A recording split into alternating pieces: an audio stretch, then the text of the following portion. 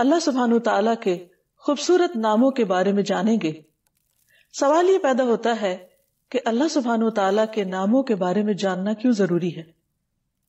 جیسا کہ ہم سب جانتے ہیں کہ کسی کی پہچان کے لیے اس کا نام جاننا ضروری ہوتا ہے. عام روزمرہ زندگی میں بھی ہم دیکھتے ہیں کہ کسی بھی چیز کے ساتھ خوبصورت تعلق، خوبصورت معاملہ اور اس کی خوبصورت پہچان اسی وقت ہوتی ہے جب ہمیں اس کا نام معلوم ہوتا ہے. اللہ سبحانہ تعالیٰ نے آدم علیہ السلام کو پیدا کرنے کے بعد سب سے پہلے انہیں تمام چیزوں کے نام سکھائے تھے تاکہ جس دنیا میں وہ بھیجے جا رہے ہیں اس دنیا سے وہ صحیح طور پر فائدہ اٹھا سکیں. انسانوں میں سے بھی ہم کسی انسان کے ساتھ بہتر معاملہ اسی وقت کرتے ہیں جب ہم اس کو اچھی طرح پہچانتے ہیں. کسی بھی تعلق میں جتنی اچھی پہچان ہوتی ہے، دوسرے کی شخصیت کے بارے میں جتنا زیادہ ہم جانتے ہیں، اس کے ساتھ پھر اسی کے لیول اور اسی کے درجے کے مطابق ہم اس کے ساتھ معاملہ کرتے ہیں، اور پھر معاملے میں آسانی بھی ہوتی ہے، کام بھی آسان ہوتے ہیں اور زندگی خوشگوار ہوتی ہے. یہ تو تھا تعلق چیزوں کے ساتھ ہمارا یا انسانوں کے ساتھ. ہم پر سب سے بڑا حق ہمارے رب کا ہے، جس نے ہمیں پیدا کیا، جو ہمیں رزق دیتا ہے، جس کی طرف ہمیں واپس لوٹ کر جانا ہے. اس کے ساتھ ہمارا تعلق اسی وقت درست ہو سکتا ہے جب ہم اس کو پہچانتے ہوں، اور اس کی پہچان کے لیے اس کے ناموں کو جاننا، اس کی صفات کو جاننا بے حد ضروری ہے.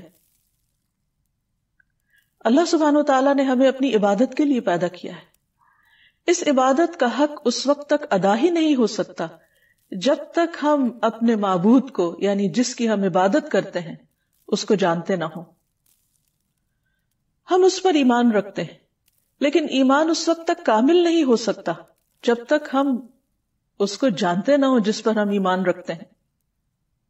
تو اس لیے ہم سب کے لیے بے حد ضروری ہے کہ ہم اپنے خالق و مالک کو پہچانیں، اور اس کی پہچان کے لیے اس کے ناموں کو جاننا، اس کی صفات کو جاننا بے حد ضروری ہے. اللہ سبحانہ وتعالیٰ پر ایمان، اس کے تقاضے اسی وقت پورے ہو سکتے ہیں جب ہم اس کی صفات کو جانیں. اللہ سبحانہ وتعالیٰ پر ایمان کے جو ارکان ہیں ان میں سے ایک اس کے وجود پر ایمان ہے، دوسرا اس کی ربوبیت پر ایمان ہے، تیسرے اس کے اسماء اور صفات پر ایمان ہے. یعنی ہم یہ جانیں کہ اللہ سبحانہ وتعالی کون ہے، ہم یہ جانیں کہ وہ کیسا رب ہے، ہم یہ جانیں کہ اس کے کیسے نام ہیں اور اس کی کیسی صفات ہیں. اور ویسے بھی جب ہم اس کو ایک مانتے ہیں، یعنی ہم اس کی توحید پر یقین رکھتے ہیں، تو یہ توحید بھی اس وقت تک صحیح معنوں میں اس کا حق ادا نہیں ہو سکتا جب تک کہ ہم اس کو پہچانتے نہ ہوں. خود اللہ سبحانہ وتعالیٰ نے قرآن مجید میں اپنے بارے میں اپنی پہچان کرائی ہے. رسول اللہ صلی اللہ علیہ وسلم نے اللہ سبحانہ وتعالیٰ کی پہچان مختلف ناموں کے ذریعے کروائی ہے.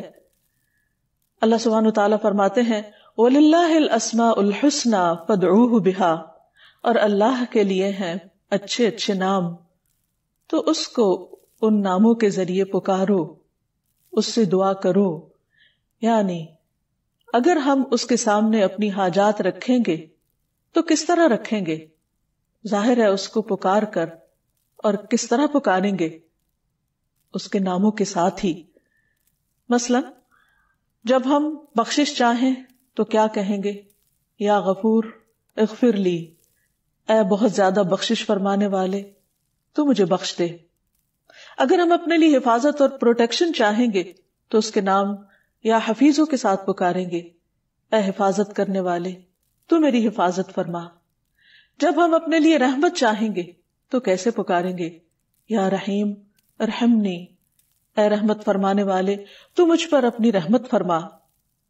اسی طرح اس کے ناموں کے ساتھ اس کو پکارنا اس کی عبادت بھی ہے. اور عبادت کس طرح کہ ان ناموں کو جان کر پھر اس کے ساتھ جو ہمارا درست تعلق ہوگا اس کا حق ہم کس طرح ادا کریں گے.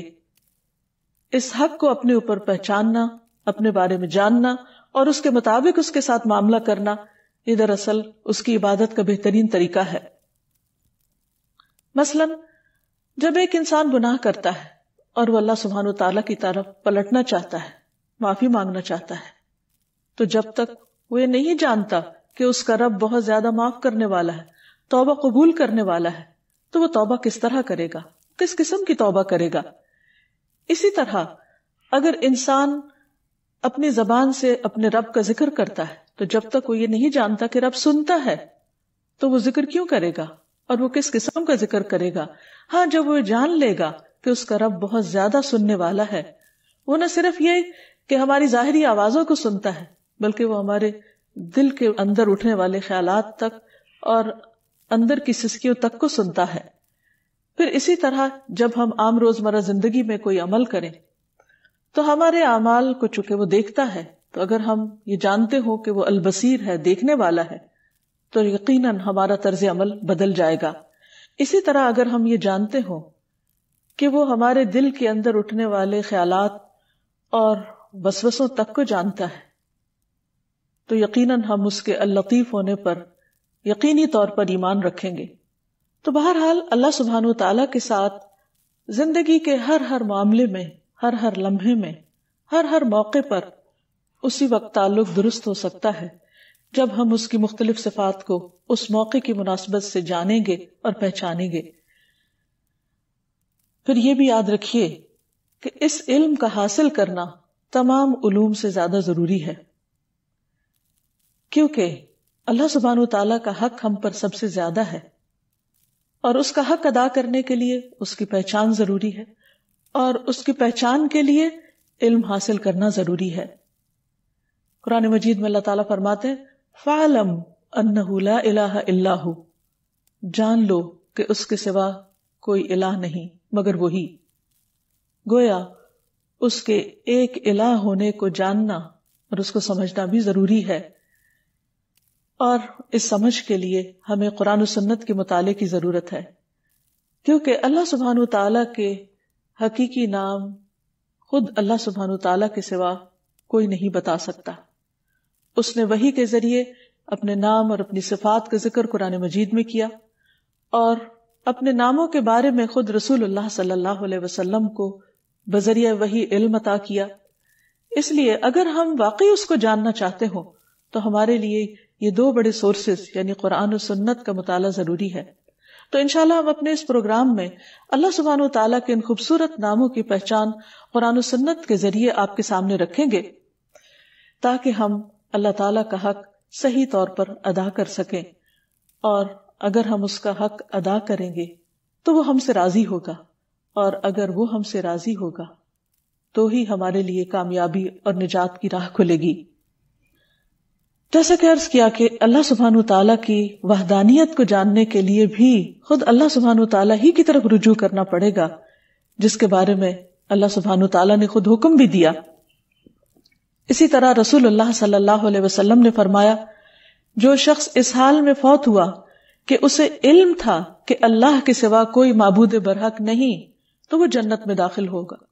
گویا جنت میں داخلے کے لیے بھی ضروری ہے کہ اس کے ایک ہونے کے بارے میں صحیح علم حاصل کیا جائے، اور اگر یہ علم ہوگا تو یقینی طور پر اس علم کے مطابق انسان کا عمل بھی بدلے گا، اور وہ ویسا ہی ہوگا عمل پھر جو رب کو راضی کرنے والا ہوگا۔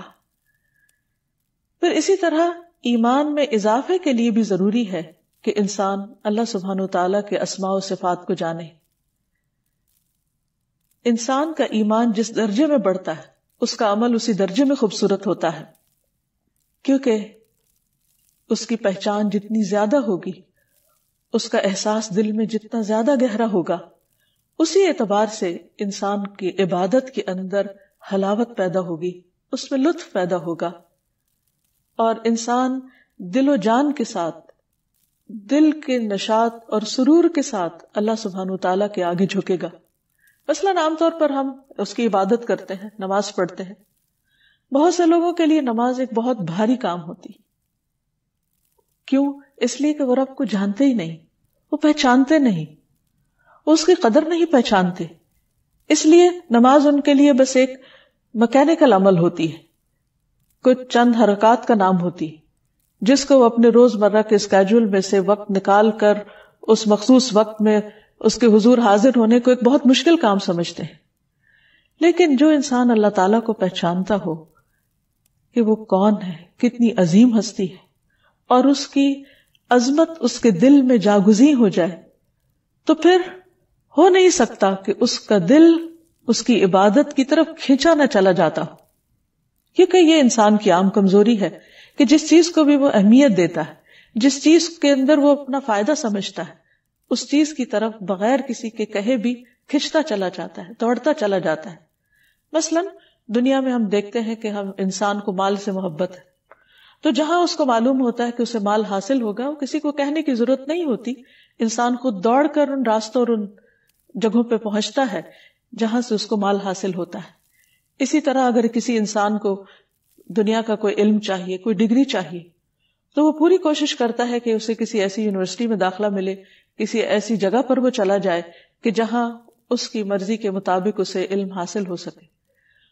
کسی کے کہنے پر اور کسی کے ابھارنے پر وہ اس طرف نہیں چلتا، بلکہ وہ خود اپنے دل کے شوق اور محبت کے ساتھ اور اپنی طلب اور تڑپ کے ساتھ اس راستے پر چلتا ہے۔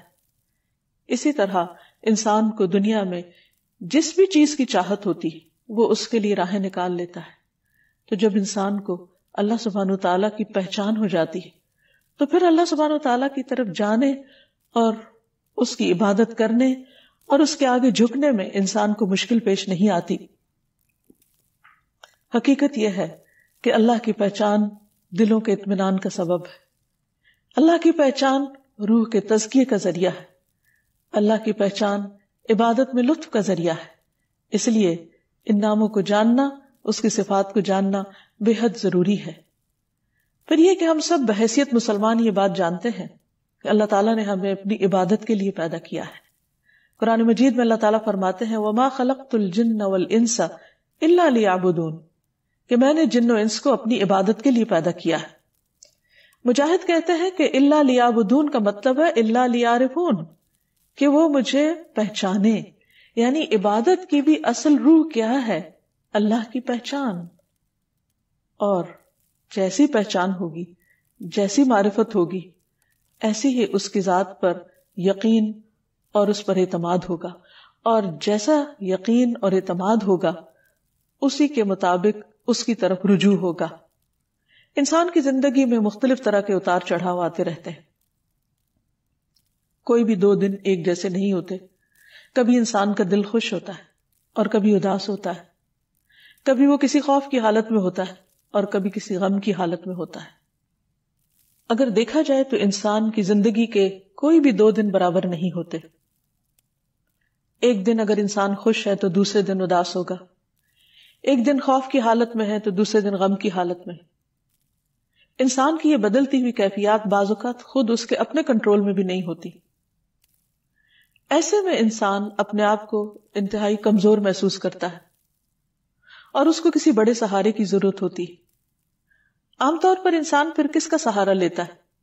اپنی کسی بھی ایسی تکلیف، مجبوری اور کمزوری کی حالت میں وہی جو اس کو سامنے نظر آتا ہے، حالانکہ اس سے بڑا سہارا موجود ہے، لیکن وہ اس کو جانتا نہیں، وہ اس کو پہچانتا نہیں۔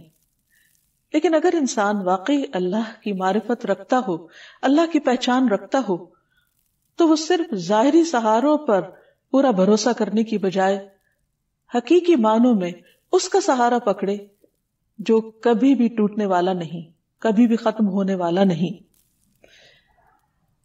جب انسان اللہ کو پہچانتا ہے تو پھر اس کی دعا اس کے دل کی گہرائیوں سے نکلتی ہے، پورے یقین کے ساتھ، اور جو دعا جتنے یقین کے ساتھ انسان مانگتا ہے اس کی قبولیت کا درجہ اتنا زیادہ ہی بڑھ جاتا ہے۔ پھر اسی طرح اللہ سبحانہ تعالیٰ نے خود قرآن مجید میں ان ناموں کا واسطہ دے کر ان ناموں کے ذریعے دعا کرنے کے لیے کہا ہے وَلِلَّهِ الْأَسْمَاءُ الْحُسْنَى فَادْعُوهُ بِهَا۔ لیکن یہ نام محض نام نہیں ہے۔ دنیا میں تو بہت سی چیزوں کے نام صرف نام ہوتے ہیں، ان کی پہچان نہیں ہوتے۔ یہ نام چونکہ اس کی پہچان کا ذریعہ ہے، اسی لیے اللہ تعالیٰ فرماتے ہیں رب السماوات والارض وما بینہما فاعبدہ واستبر لعبادتہ هل تعلم له سمیہ. رب ہے آسمانوں اور زمین کا اور ان دونوں کے درمیان کی چیزوں کا، سو اس کی عبادت کرو اور اس کی عبادت پر خوب جمے رہو. کیا تم اس کا کوئی ہم نام جانتے ہو؟ یعنی اس کے سوا کوئی اور ایسا ہے کہ جس سے تم دعا کرو گے، جس کو تم پکارو گے، جو حقیقی معنوں میں تمہاری مدد کر سکتا ہو، جو تکلیف کے وقت تمہاری تکلیف دور کر سکتا ہو، جو تمہارے دل کو تھام سکتا ہو؟ کوئی بھی تو اور نہیں، کیونکہ اس کے سوا باقی سب تو مخلوق ہیں، اور ساری مخلوق خالق کے مقابلے میں کمزور ہے. وہ جس نے بنایا اور وہ جو بنائے گئے دونوں برابر نہیں ہو سکتے.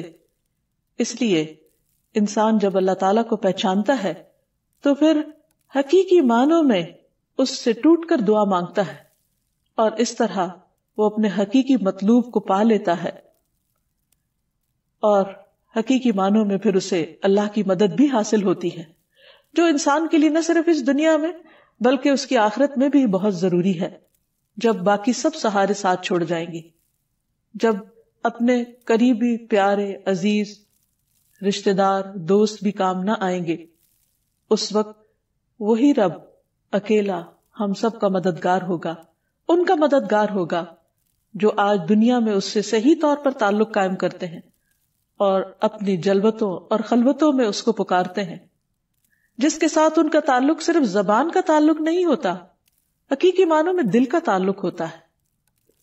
ایسے لوگ دنیا میں چلتے پھرتے بظاہر دنیا کے کام کاج کرتے نظر آتے ہیں، لیکن اپنے رب کی پہچان کی وجہ سے دل میں ہر وقت اس رب کی محبت محسوس کرتے ہیں.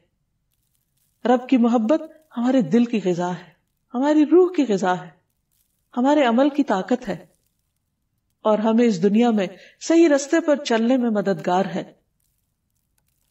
وہ دل کی ایسی روشنی ہے جس کے بغیر صحیح اور غلط کا فرق معلوم نہیں ہو سکتا.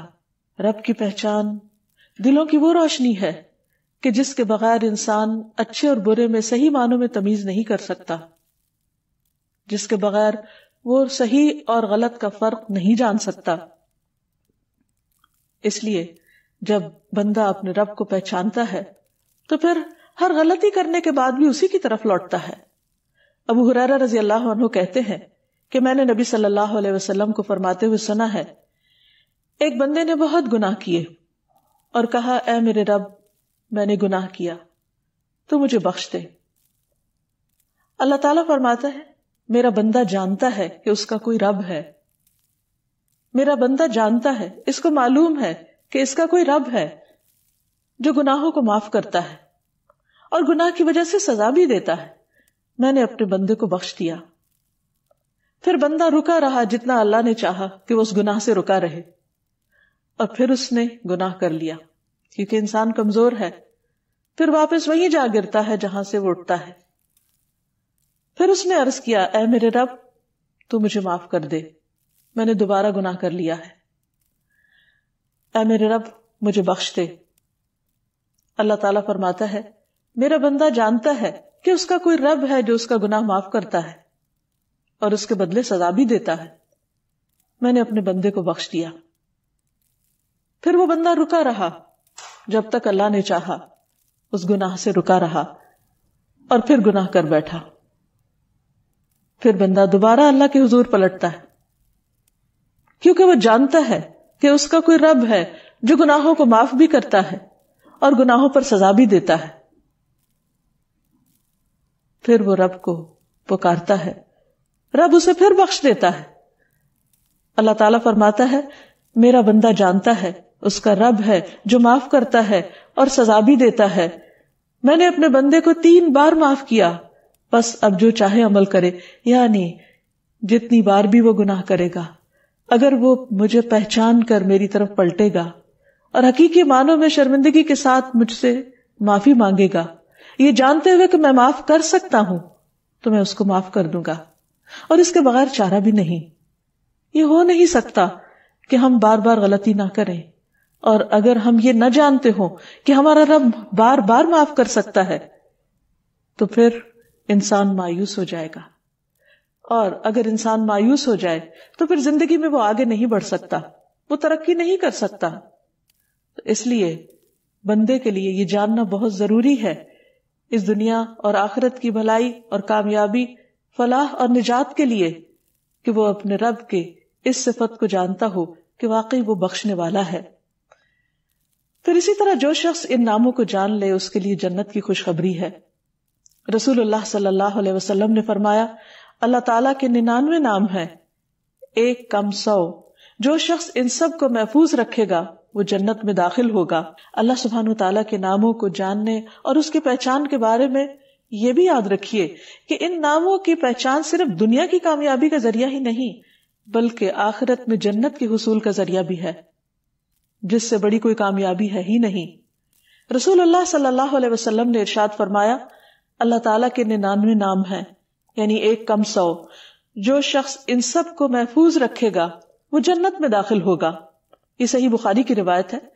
اسی طرح صحیح مسلم کی روایت ہے، اس میں ابو ہریرہ ہی روایت کرتے ہیں کہ رسول اللہ صلی اللہ علیہ وسلم نے فرمایا اللہ تعالیٰ کے 99 نام ہیں، جس نے انہیں محفوظ کیا وہ جنت میں داخل ہوگا، اور بلا شبہ اللہ وتر ہے اور وتر کو پسند کرتا ہے.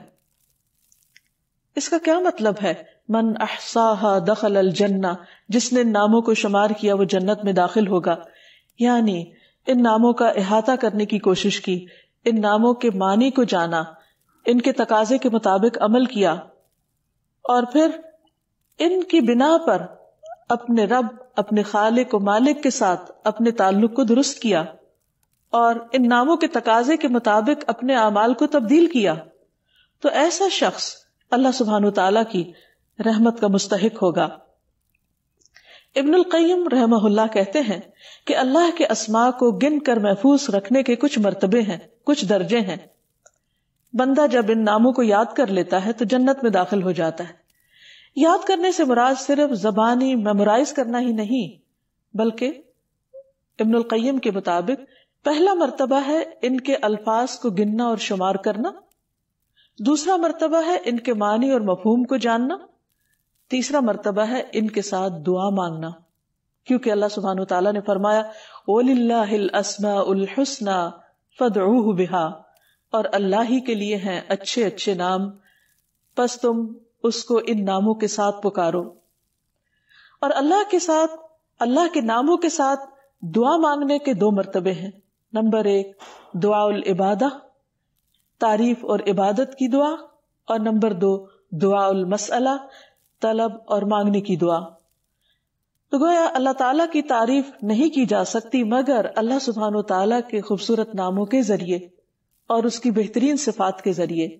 یعنی اگر ہم اللہ تعالیٰ کی عبادت کرنا چاہیں، اللہ تعالیٰ کی حمد و ثنا کرنا چاہیں، اللہ تعالیٰ کا شکر ادا کرنا چاہیں، اللہ تعالیٰ سے اپنی محبت کا اظہار کرنا چاہیں، تو اس کے لیے ضروری ہے کہ ہم اس کو اس کے پیارے پیارے ناموں کے ساتھ پکاریں، وہ نام جو خود اس نے اپنے ہمیں بتا دیے، کیونکہ اس سے زیادہ خود اس کے بارے میں اور کون جان سکتا ہے.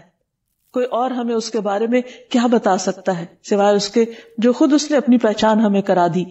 لہذا جب ہم اللہ سبحانہ وتعالیٰ کے ان ناموں کا ذکر کریں گے، ورد کریں گے، ان کے ساتھ اس کو پکاریں گے، تو گویا یہ ایک عبادت کی حالت ہوگی. اور پھر اگر ہم اس سے کچھ مانگیں گے تو وہ ہمیں عطا کرے گا، کیونکہ یہ اس کا اپنا فرمان ہے کہ تم ان کے ساتھ اس کو پکارو. اور یہاں یہ بات بھی پھر یاد رہے کہ یہ نام خود اس نے ہمیں بتائے، لہذا ان ناموں کی مناسبت کے ساتھ اپنی حاجات پیش کرنا، اس سے سوال کرنا، اس سے دعا مانگنا اس کو پسند ہے. ویسے بھی دعا کرنا ایک عبادت ہے، اور اللہ سبحانہ وتعالیٰ اس بندے سے خوش ہوتا ہے، اس سے راضی ہوتا ہے جو اپنی ہر چھوٹی بڑی ضرورت میں اللہ سبحانہ وتعالیٰ کی طرف رجوع کرتا ہے. اور اس میں بندے کے لیے عین سعادت ہے، خوش قسمتی ہے کہ اللہ نے اپنے بندوں کو اپنا ہی محتاج کیا، جو ان کا حقیقی مالک ہے اور ان کو سب کچھ دینے پر قادر ہے. انہیں دوسری مخلوقات کے تابع نہیں کیا.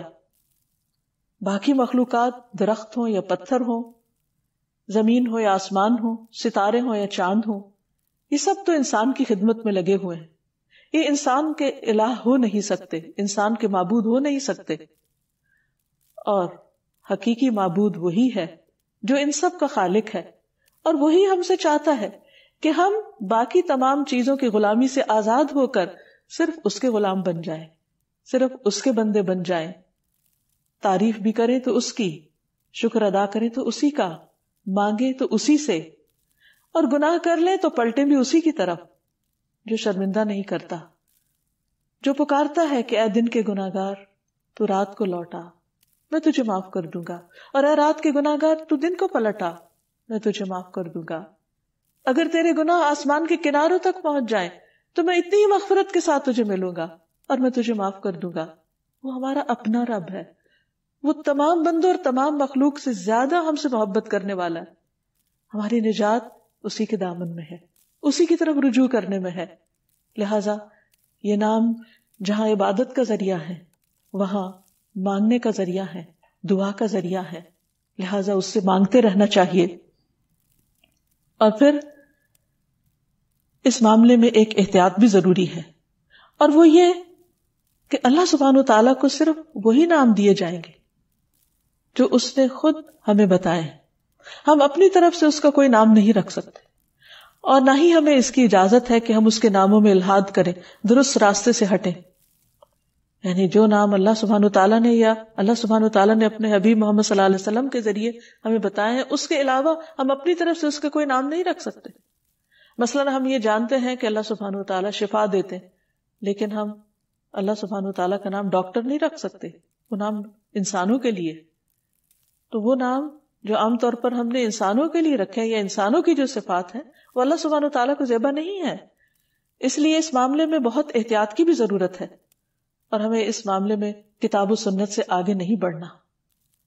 اور پھر اللہ سبحانہ وتعالیٰ کو مخلوق سے تشبیہ نہیں دینی، کیونکہ اللہ سبحانہ وتعالیٰ ان سب سے اعلیٰ و افضل ہے، اس لیے اس کی جو صفات ہیں اسی کے ساتھ خاص ہیں، اور جو اس کی صفات ہیں وہ اسی کو زیبا ہے، اور اس میں کسی بھی قسم کی تحریف جائز نہیں، کسی بھی قسم کی تشبیہ جائز نہیں، کسی بھی قسم کی تمثیل جائز نہیں۔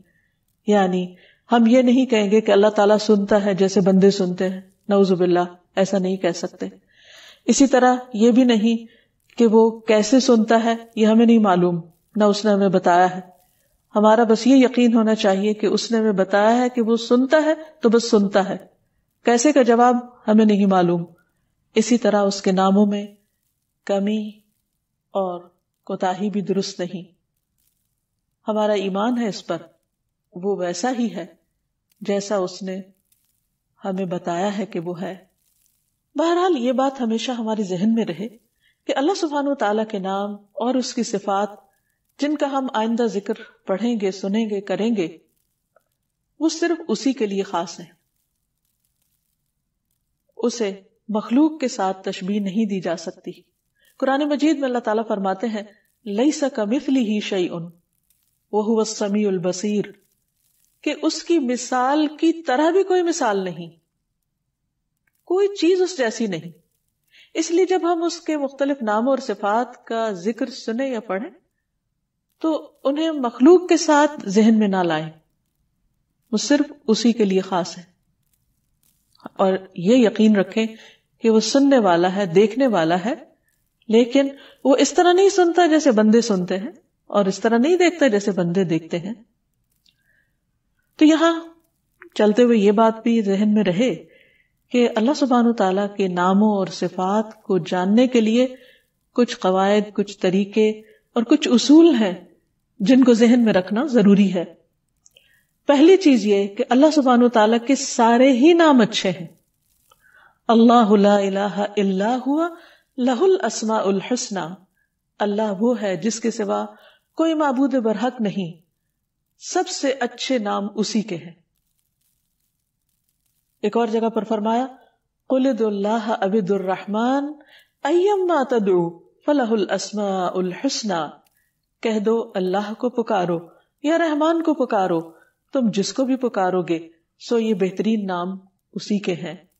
یعنی اللہ سبحانہ وتعالیٰ تو ایک ہے، اس کی صفات بہت ساری ہیں، جس بھی صفت کے ذریعے، جس بھی نام کے ذریعے اس کو پکارو گے تو اصل میں پکارنا تو اسی کو ہے. ایک اور جگہ پر فرمایا هو اللہ الخالق البارئ المصور له الاسماء الحسنى یسبح له ما فی السماوات والارض وهو العزیز الحکیم. وہ اللہ ہی ہے جو خالق ہے، جو پیدا کرنے والا ہے، تصویر گری کرنے والا ہے، اسی کے ہیں اچھے اچھے نام. زمین و آسمان کی ہر چیز اس کی تسبیح بیان کر رہی ہے، اس کی پاکی بیان کر رہی ہے، اور وہ زبردست ہے، حکمت والا ہے. اس لیے قرآن مجید کی جتنی آیات میں اللہ سبحانہ وتعالیٰ کے ناموں کا ذکر آتا ہے، اس کی صفات کا ذکر آتا ہے، وہاں حسنہ کا لفظ ساتھ ہی آتا ہے. اور حسنہ کا معنی ہوتا ہے وہ چیز جو حسن اور خوبی کی انتہا کو پہنچی ہوئی ہو، یعنی مبالغہ کا صیغہ، یعنی جس میں مبالغہ ہے. تو اللہ تعالیٰ کا یہ نام صرف نام نہیں بلکہ اس کی صفات ہے، اور اس کی یہ صفات کمال کی، ان میں کمال بھی ہے، ان میں جمال بھی ہے، ان میں جلال بھی ہے. تو ان تمام صفات کے ساتھ ہمیں اس کے ناموں کو جاننا ہے، اس کی پہچان کرنی ہے. پھر اسی طرح یہ بھی یاد رکھیے کہ یہ حسن دو طرح سے ہے. ایک تو یہ کہ یہ اپنی جگہ یہ الفاظ بڑے خوبصورت ہیں جن کے ذریعے یہ صفات ہمیں معلوم ہوتی ہیں، اور دوسرے سے اعتبار سے کہ ایک نام کو جب دوسرے نام کے ساتھ ملا کر ذکر کیا جاتا ہے تو بعض اوقات بظاہر دیکھنے میں وہ دو بالکل مختلف صفات ہوتی ہیں، لیکن وہ دو جب اکٹھی آتی ہیں تو ان کے اندر ایک اور ہی خوبصورتی اور ایک زبردست حسن پیدا ہو جاتا ہے، جس کے انشاءاللہ آئندہ ہم تفصیلات پڑھیں گے. مثلا یہاں بھی ہم دیکھتے ہیں کہ جیسے اللہ سبحانہ وتعالیٰ کی ایک صفت العزیز ہے اور دوسری الحکیم ہے. عموماً قرآن مجید میں دو صفات اکٹھی آتی ہیں. العزیز کا معنی ہے زبردست یا غلبے والا، جس میں قوت کا اظہار پایا جاتا ہے، اور دوسری طرف الحکیم حکمت والا، وزڈم والا. یعنی اللہ سبحانہ وتعالیٰ جہاں قوت، اقتدار، غلبے اور جبروت کے مالک ہیں، وہاں دوسری طرف وہ بہت حکمت والے ہیں. عموماً کیا ہوتا ہے کہ جب کسی کے پاس قوت آ جاتی تو وہ اس قوت کو جیسے چاہتا ہے استعمال کرتا ہے، لیکن اللہ سبحانہ وتعالیٰ اپنی ان تمام قوتوں کو حکمت کے ساتھ استعمال کرتے ہیں. اور پھر آخر میں یہ کہ اللہ تعالیٰ کے نام صرف کسی مخصوص تعداد یا مقدار میں نہیں، بلکہ اس کے کچھ نام ایسے ہیں جو اس نے اپنے خزانہ غیب میں رکھے ہوئے، اور کچھ نام اس کی کتاب میں ہیں، اور کچھ نبی صلی اللہ علیہ وسلم کے ذریعے ہمیں بتائے گئے. جیسے کہ ایک دعا سے ہمیں پتہ چلتا ہے اسألک بکل اسم هو لک سمیت به نفسک او انزلتہ فی کتابک او علمتہ احدا من خلقک او استأثرت به فی علم الغیب عندک، کہ اے اللہ میں تجھ سے تیرے ہر نام کے واسطے سے دعا کرتا ہوں، وہ نام جو تو نے اپنی ذات کے لیے رکھے، یا وہ نام جو تو نے اپنی کتاب میں اتارے، یا وہ نام جو تو نے اپنے مخلوقات میں سے کسی کو سکھا دیے، یا وہ نام جو تو نے اب تک اپنے خزانہ غیب میں محفوظ فرما رکھے، یعنی کسی کو بھی نہیں بتایا کیونکہ وہ اس سے بے نیاز ہے. تو میں تیرے ان تمام ناموں کے ذریعے تجھ سے دعا کرتا ہوں. تو یاد رکھیے کہ اللہ سبحانہ وتعالیٰ کے صرف 99 یا 99 نیمز ہی نہیں، اس سے زیادہ ہیں. اس حدیث سے پتہ یہ چلتا ہے کہ اگر کوئی 99 بھی یاد کر لے گا تو وہ اس کے لیے جنت میں جانے کا راستہ آسان کر دیں گے. لیکن اس حدیث دوسری سے پتہ چلتا ہے کہ یہ نام اس سے کہیں زیادہ ہیں، اور کچھ تو اللہ تعالیٰ نے ہمیں بتائے ہیں اور کچھ بتائے بھی نہیں. اور آخر میں یہ کہنا چاہوں گی کہ جب تک ہماری زندگی ہے، جب تک اللہ سبحانہ وتعالیٰ نے ہمیں بولنے کی، اظہار خیال کی استطاعت دی ہے، اس وقت سے ان گھڑیوں سے فائدہ اٹھانا چاہیے اور اللہ سبحانہ وتعالیٰ کو خوب خوب پکارنا چاہیے. کہیں ایسا نہ ہو کہ مہلت کے یہ لمحات ختم ہو جائیں اور پھر ہم اپنے اعمال کے ساتھ اللہ کے حضور حاضر ہوں. اس وقت اگر خدا نخواستہ ہمیں وہ انجام دیکھنا پڑا جو ہمیں پسند نہ ہو تو وہاں اس کو پکارنا کچھ بھی فائدہ نہ دے گا. اس لیے مانگنے کا وقت آج ہے، آئیے اللہ تعالیٰ سے دعا کریں کہ اے اللہ تو ہمیں اپنے تمام ناموں کے وسیلے سے، اپنے تمام ناموں کے ذریعے ہم پر اپنی رحمت فرما، ہمیں ان کی پہچان کروا دے، ہمیں اپنی ذات کی وہ معرفت دے کہ جس سے ہمارے یقین اور ایمان میں اضافہ ہو، جس سے ہمارے لیے تیری عبادت آسان ہو، جس سے ہمارے اندر تیری محبت اور تیری چاہت کا ذوق پیدا ہو۔ اے اللہ تو ہمارے لیے اس کام کو آسان فرما دے۔ لفظ جلالہ یعنی اللہ، جو اللہ سبحانہ تعالیٰ کا ذاتی نام ہے، اس پر بات کریں گے۔ قرآن مجید میں اللہ سبحانہ تعالیٰ نے اپنا تعارف خود اللہ کے نام کے ساتھ کروایا ہے، اور اس کے لیے اس کا بہترین تعارف آیت الکرسی میں ہوا ہے۔ اللہ لا الہ الا ہو الحی القیوم لا تأخذہ سنۃ ولا نوم لہ ما فی السماوات وما فی الارض من ذا الذی یشفع عندہ الا بإذنہ یعلم ما بین ایدیہم وما خلفہم ولا یحیطون بشیء من علمہ الا بما شاء وسع کرسیہ السماوات والارض ولا یؤودہ حفظہما وہو العلی العظیم۔ اللہ وہ ہے کہ اس کے سوا کوئی معبود نہیں، زندہ ہے، ہر چیز کو قائم رکھنے والا ہے، نہ اسے اونگ آتی ہے اور نہ نیند، جو کچھ بھی آسمانوں اور زمین میں ہے اسی کا ہے۔ کون ہے جو اس کے پاس اس کی اجازت کے بغیر سفارش کرے؟ وہ جانتا ہے جو کچھ ان کے سامنے ہے اور جو ان کے پیچھے ہے، اور وہ اس کے علم میں سے کسی چیز کا احاطہ نہیں کر سکتے مگر جتنا وہ خود چاہے۔ اس کی کرسی آسمان و زمین پر چھائی ہوئی ہے اور اسے ان دونوں کی حفاظت نہیں تھکاتی، وہ سب سے بلند اور سب سے بڑا ہے۔ یہ ہے اللہ رب العالمین۔ لفظ اللہ سبحانہ تعالیٰ کا ذاتی نام صرف اللہ ہی کے لیے مخصوص ہے۔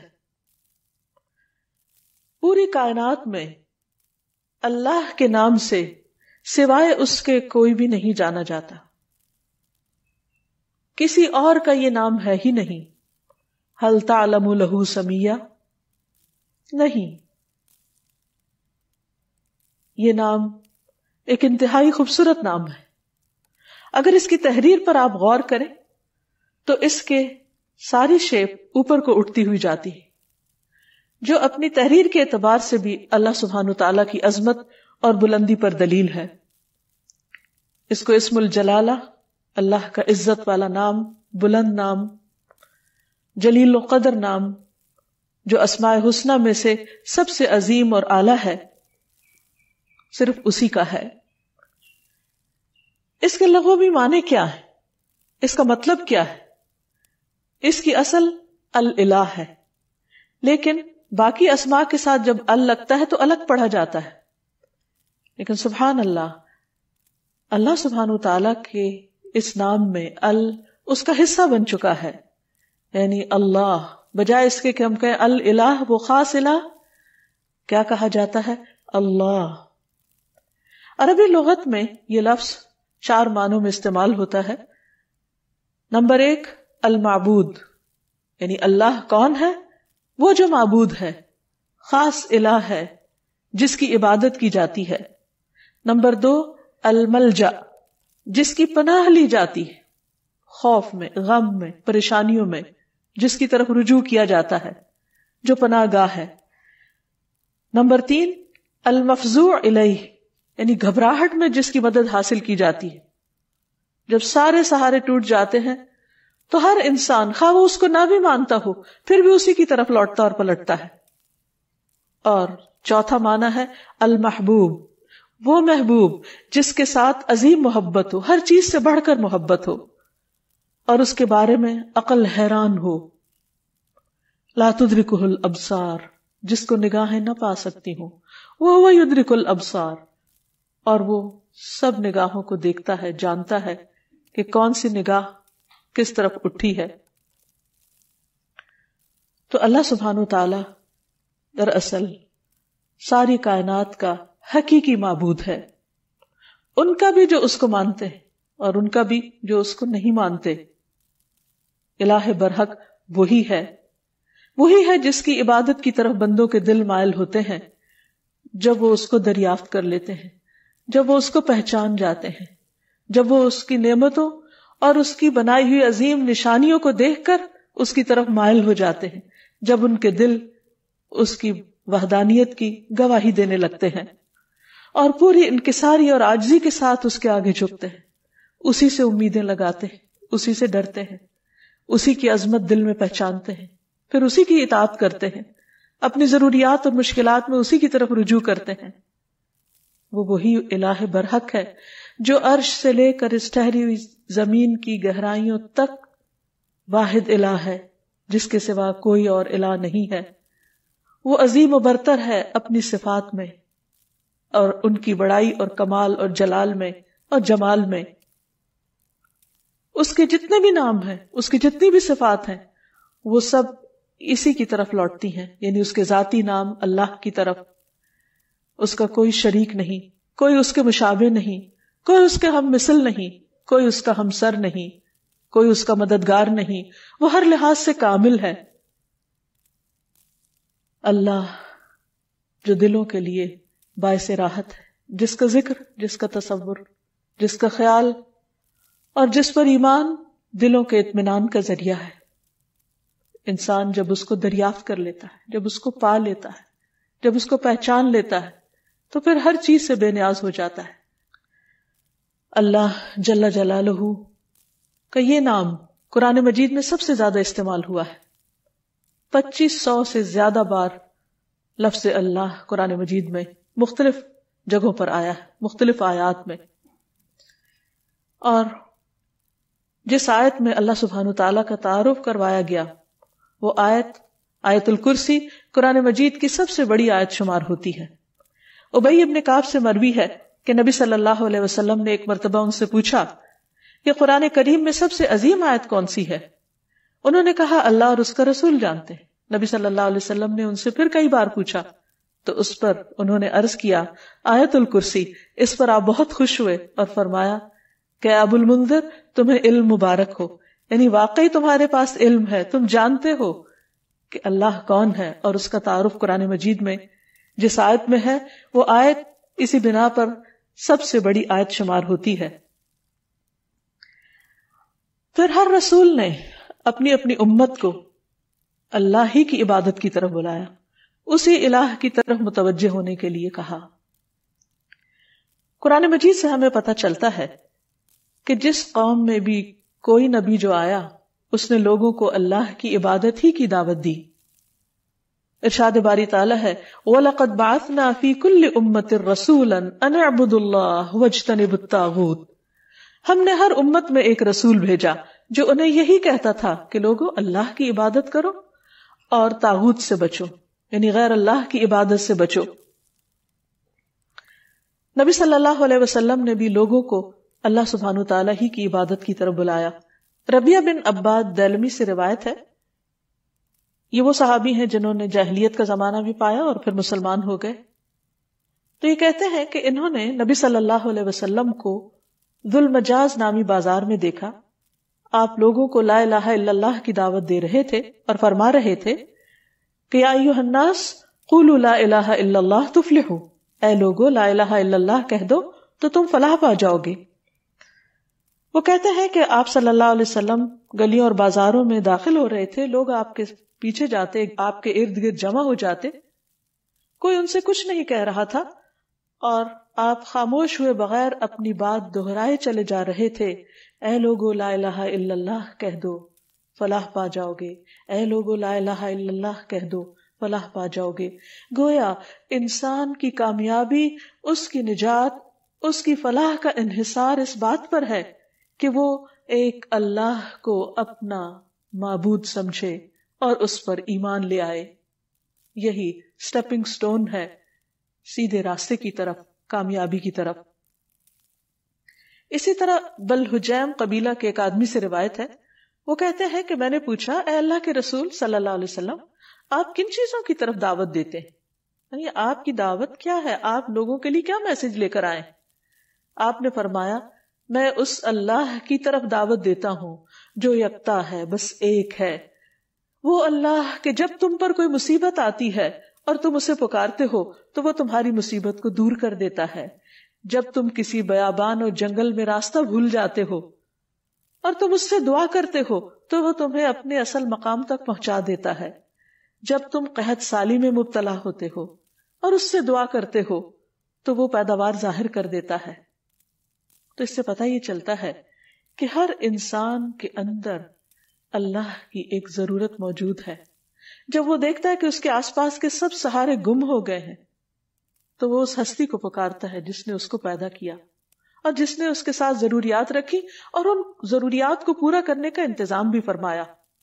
انسان اپنی فطرت میں اپنے رب کو پہچانتا ہے، لیکن اس کا ماحول اس کو مختلف طرح کے اندھیروں میں رکھ کر اس رب سے دور کر دیتا ہے۔ رسول اللہ صلی اللہ علیہ وسلم نے دراصل لوگوں کو انہی اندھیروں سے نکالا، من الظلمات الی النور، من الظلمات الی النور، اندھیروں سے روشنی کی راہ دکھائی اور انہیں اپنے رب کے ساتھ جوڑا۔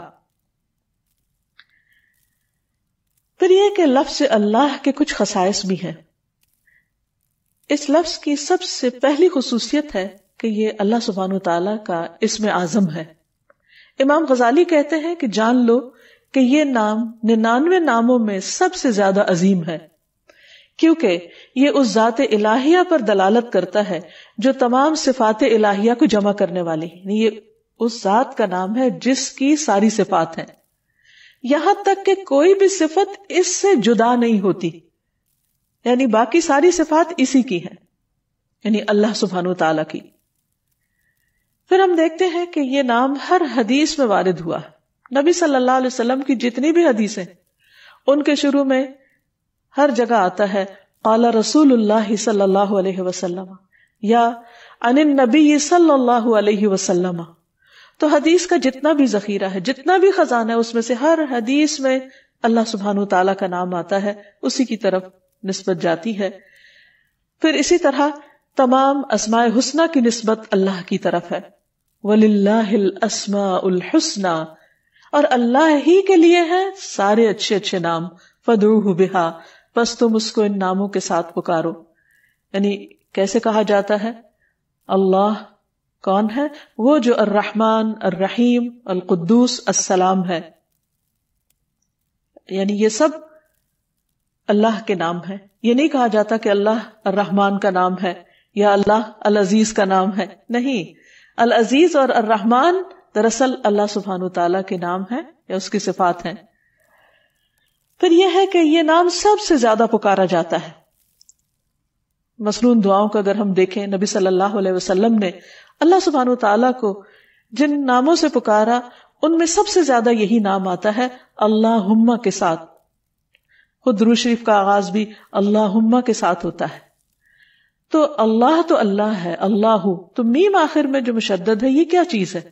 یہ دراصل عربی کا قاعدہ ہے، شروع میں یا کا لفظ لگانے کی بجائے آخر میں میم کا مطلب ہے یہاں پر یا، جیسے ہم کہتے ہیں یا اللہ، تو اسی طرح اللہم کا مطلب ہے اے اللہ۔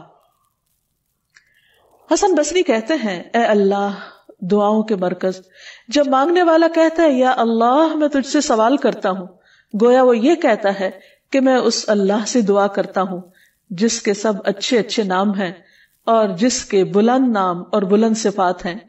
پھر یہ بھی یاد رکھیے کہ مخلوق میں سے کسی کے اندر آج تک جرأت نہیں ہوئی کہ وہ اپنا یا کسی اور کا نام اللہ رکھ دے۔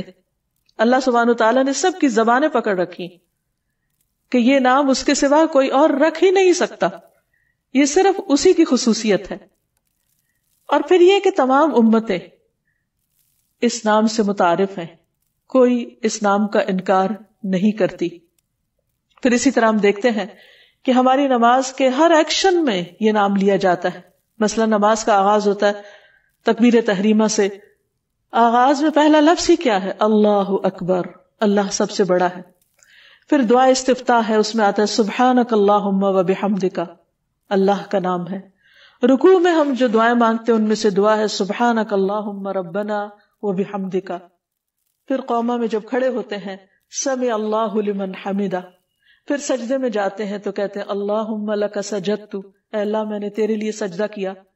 پھر تشہد کی دعاؤں میں سے ہے اللہم اغفر لی ما قدمت وما اخرت وما اسررت وما اعلنت، اے اللہ مجھے